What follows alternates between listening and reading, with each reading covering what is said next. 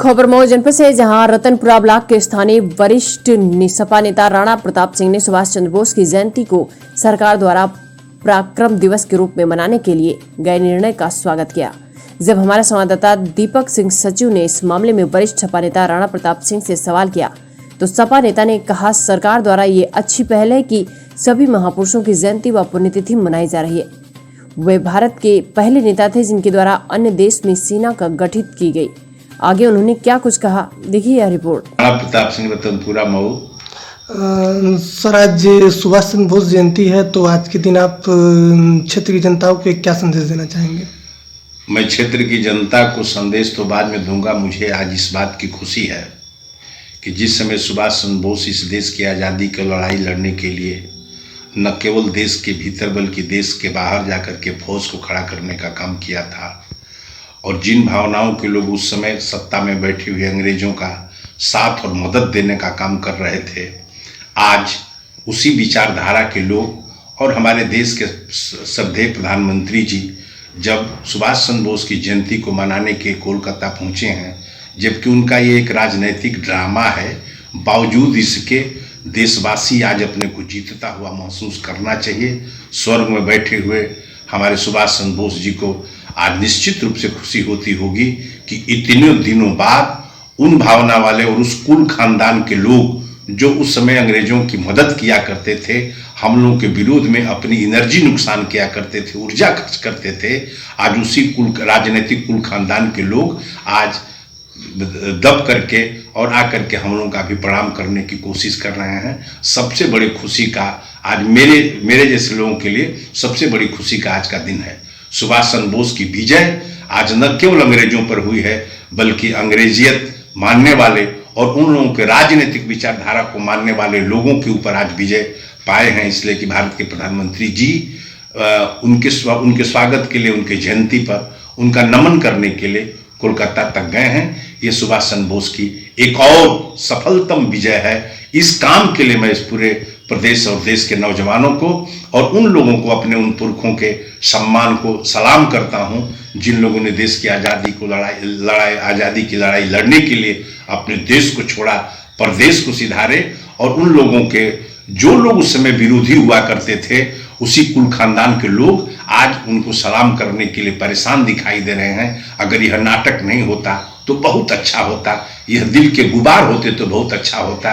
इसलिए कि इनके राजनीतिक खानदान के लोग तो तत्कालीन समय में उन लोगों के विरोधी हुआ करते थे। इस मौके पर मैं आज एक बार और अपने देश के नौजवानों से कहना चाहता हूं, इस देश को एक बार और सुभाष चंद्र बोस को जिंदा रखने की आवश्यकता है, और देश में ही जो परदेशी ताकतें आ गई हैं उनको होश में लाने के लिए अपनी पूरी क्षमता के साथ, होशो हवास के साथ काम करना होगा। जिस कुल खानदान से, राजनीतिक कुल खानदान से आते हैं, वो उस कुल खानदान के लोग कभी भारत का भला न सोच सकते हैं न कर सकते हैं। भारत का भला करना होगा तो उन कुल खानदानों के पूर्वजों का सलाम करना पड़ेगा जिनका नाम कभी महात्मा गांधी है, कभी पंडित जवाहरलाल नेहरू है, कभी सरदार पटेल है, कभी भगत सिंह है, कभी चंद्रशेखर आजाद, अशफाकुल्लाह बिस्मिल है, कभी वीर अब्दुल हमीद है। ऐसे लोगों का, गुरु गोविंद सिंह को सलाम करने वाले जो ये परंपरा है, जो कुल खानदान है, इन कुल खानदान वाले लोगों को, ऐसे लोगों को सबक सिखाने के लिए, राह पर लाने के लिए एक अपनी ताकत को इकट्ठा करना पड़ेगा। सुभाष चंद्र बोस के जन्मदिन के दिन एक बार हमारे नौजवानों को चाहिए मन के भीतर से संकल्प पैदा करें और अपने राजनीतिक कुल खानदान, आज़ादी दिलाने वाले इन मनुष्यों का सलाम करते हुए जो लोग इनके विरोध में उस कुल खानदान के लोग रहे हैं उनको एक बार सबक सिखाने के लिए अपने को तैयार करना पड़ेगा। तब जाकर के सही माने में श्रद्धांजलि होगी, सही माने में पूजा होगी सुभाष चंद्र बोस की। बहुत बहुत धन्यवाद। सर, लगभग सरकार द्वारा सारे के सारे महापुरुषों के नाम पर जयंती मनाई जा रही है, पुण्यतिथि मनाई जा रही है, तो इसका एक संदेश क्या जा रहा है हमारे क्षेत्र और समाज में? वो समाज में संदेश, अगर महापुरुषों की जन्मतिथि और वो मना रहे हैं तो बहुत अच्छी बात है। कोई सरकार में बैठा हुआ आदमी अगर इस तरह का काम करे तो उसके प्रति हमको, आपको, किसी को कुछ कहना नहीं चाहिए, लेकिन वो भावना होनी चाहिए। हम लोग ये महसूस करते हैं कि ये भावनाओं से तो कोई काम ही नहीं करते। इनको केवल किसी को छीनना, किसी को दिखाना, एक्टिंग करना, एक्टिंग के अलावा ये सरकार में बैठे हुए लोग, इस विचारधारा को मानने वाले लोग, यह सिर्फ एक्टिंग के कुछ भीतर से कर ही नहीं सकते। इनको क्या मतलब किसान से? किसान आज 80 मर चुका है इस देश के दिल्ली में बैठ करके, और इस समय ये घूम करके राम के लिए और राम के मंदिर के लिए वो चंदा नहीं मांग रहे हैं। वो किसान आंदोलन को तोड़ने भटकाने के लिए ये काम कर रहे हैं। राम के मंदिर में के लिए जितना चंदा चाहिए उससे अधिक चंदा इसके पहले आ चुका था। उस समय जब चंदा मांगा जा रहा था उस समय दूसरा रूप था, और आज जो चंदा मांगा जा रहा है, ये कहते हो आप कि ये सरकार को स्टैंड हुए, खड़े हुए, जवानी में आए 10 वर्ष हुए, और दुनिया का सबसे बड़ा इनके पास कार्यालय है दिल्ली के अंदर। 70 साल की कह रहे हैं कि लूटती हुई भ्रष्टाचारी कांग्रेस थी, वो आज भी सरकारी कार्यालय में उसका कार्यालय चलता है, और ये ईमानदार सरकार है।